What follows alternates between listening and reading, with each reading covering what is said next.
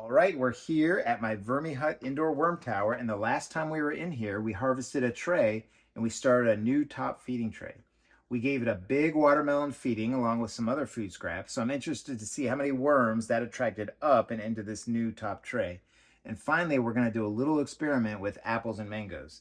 So the first thing I kind of observe when I look in here is that newspaper we put on top is getting disintegrated and eaten by the worms. And we put a pulverized oat kind of layer of food on the top, so that does not surprise me that they came in and ate this. So I think this will probably just get incorporated down into the feeding zone if I can remember when we feed it. And we've got a little bit of a sprout here from something that we fed. But let's go ahead and dig in. And I've noticed a depression right here from where we fed all those watermelon. And with the watermelon, we also had apples and we had a banana peel in here. So let's see if anything is left. And I will say that certainly a lot of the worms have come up from the lower trays. And yeah, sure enough, there you go. And we're seeing some of the cardboard shreds from that last tray. And that tray that we put up on here about 14 days ago was an inoculating tray. So last time we fed was the very first time it was fed any kind of food scraps. So it had been an inoculating tray for about 85 days, just sitting down there with dried shredded cardboard and newspaper. And what you see here is what has been brought up from all the food that we fed last time. And we've just got a ton of worms here. And I think we saw a little bit of either a watermelon peel right here. Yep, I think that's what it was. I didn't know if it was a banana peel or watermelon peel, but I think that is like paper thin watermelon peel right there. So they did a great job. And this has both red wigglers and blue worms in it. The blue worms are just as long as the red wigglers, but they're a little bit thinner.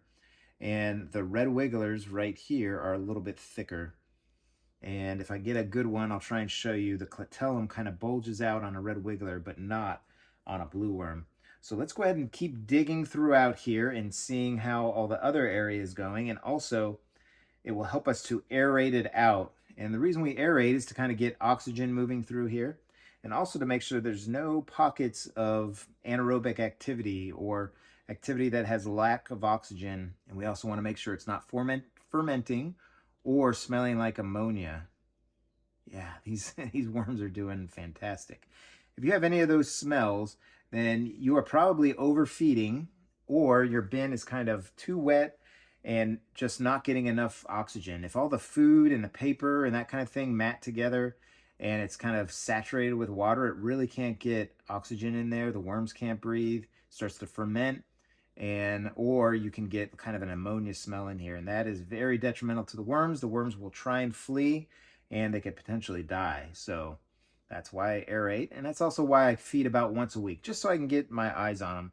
Sometimes, like the last time, it takes me about 2 weeks to get in here, but again, that's no problem. These Vermi Hut worm towers have a lot of areas for them to get air, and I've never had a problem with that kind of thing within this bin. So as I go through here, there are just tons of worms, and every cubic centimeter, every cubic inch just has tons of it in there. So I would say that they have found the food. They know that this is the top active feeding tray, and they're doing a fantastic job with it. Now, this newspaper you see down here was kind of a little experiment I had done to try and kind of partition off the trays, but I'm not going to do that again because it just kind of seems to block the holes. But as we go through here, I'll try and lift it out. Let's go ahead and get to the other side. Another thing that aerating this out helps is I feed right down the center every time. But as I kind of mix through here, it changes the position of everything. That way I'm not just kind of feeding in one area. And to tell you the truth, no matter what, no matter where I go, there are just worms everywhere. So the worms eat not only the food scraps, but they also eat the shredded cardboard and paper that you have in your bin. So very important to feed both food and bedding, because they eat both of it. If you just feed food, you can run into those problems where you're kind of overfeeding, or you get places within your bin that are kind of go anaerobic. So let's go ahead and finish up here, and then we'll set up a feeding zone. All right, just some observations as I was digging through there and setting up the feeding zone. There are what looks like just a ton of castings, and that is great for only having been the top feeding tray for 2 weeks. Again, it was the inoculating tray down below for about 85 days, but it hadn't got fed. What we're gonna do is we're gonna keep adding shredded cardboard every time we feed. So we're actually gonna be putting new material in here, and it's gonna increase the volume up over the next 2 months. It's about every 60 days that we rotate the trays. So even though you see just a ton of castings, we're gonna be adding more and more material for them to eat. So speaking of that, let's go ahead and start with our shredded cardboard. So what I have here is shredded cardboard and shredded newspaper. And I put this down, like I said, every single time. And in my bins, in my tower system, I've got 3 trays on here. And I only feed the top tray. So some people feed all the different trays and let the worms go all over the place. And certainly my worms go all over the place. But the majority of my worms and all the food goes in the top tray. So all the feedings that you see for the next couple months will be in this same exact tray right here. So let's go ahead and get the food we're gonna feed them and start our experiment. So here's what we had in mind. I've had this whole apple that kind of went bad in the freezer for a while, but I've also have this mango that just kind of went bad on us and I didn't get to it. It's only been in the refrigerator. I haven't frozen it. But one of the things that surprised me when I started vermicomposting was how long apples took to get digested by the worms. I thought it was going to be a really fast food, and it's really a slow food to kind of a medium speed food. Some other fast foods are lettuce, bananas, the flesh of a banana anyway. Sometimes the peel takes longer. But what I wanted to do was do an experiment, a frozen apple versus just kind of a very ripe mango that hasn't been frozen. Which one is going to go faster? Now, certainly this seed right here is going to last a long time. In fact, it may last through several trays. And the little stubs right here, or the stems of the apple and the mango, may take a little bit longer. But I think, this is my prediction, that the mango flesh is going to go super quick and that the apple is going to be in here longer than the mango. Again, the seed's going to take a while. So let's go ahead and set it up. We'll just kind of put it every other. And I'm also going to put a little bit of a control in here, just another food, so that you can see how fast that goes compared to these. And that is just some lettuce stalks that we have here.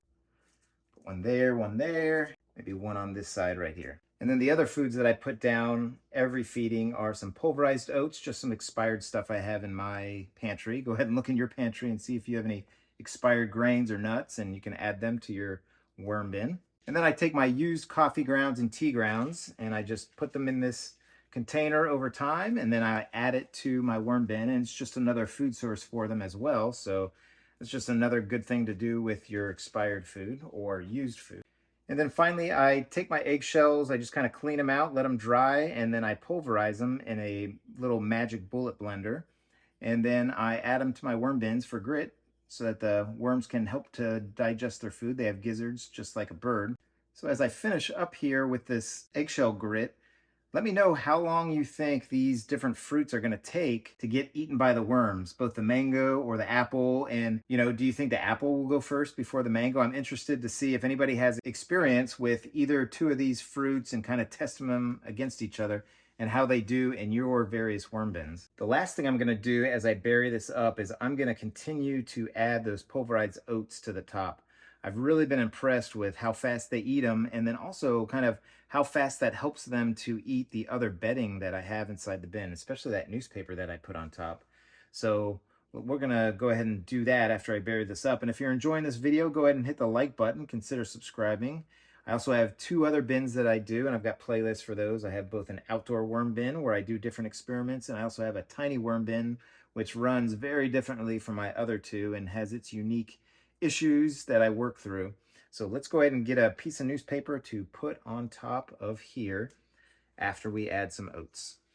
All right, as we put down these pulverized oats on the top here, my wonderful executive producer, who is my wife, went and looked for a newspaper, and we don't have any. So what I'm going to do is I'm going to use some of the cardboard and newspaper shreds that we have and see if they do the same thing, see if they kind of eat them up pretty quick as they're eating these oats also. So let me go ahead and finish this off right here. Just real quick, I want to let you know I put this on pretty thinly. If I were to put a pile of these pulverized oats somewhere, then the worms would have a very difficult time getting in it because it absorbs water and just kind of mats together. So go ahead and make sure that you put them on lightly if you do that. So speaking of lightly, I'm going to try and just very lightly put these shreds on top. kind of acting as that piece of newspaper that I put on top of here. Now this worm bin or worm tower has a lid on it, so it retains moisture very well. And usually I put a newspaper on top to kind of help keep the moisture inside, but for this bin it's just kind of a habit that I put it on here. But the lid just does a fantastic job with this Vermi Hut.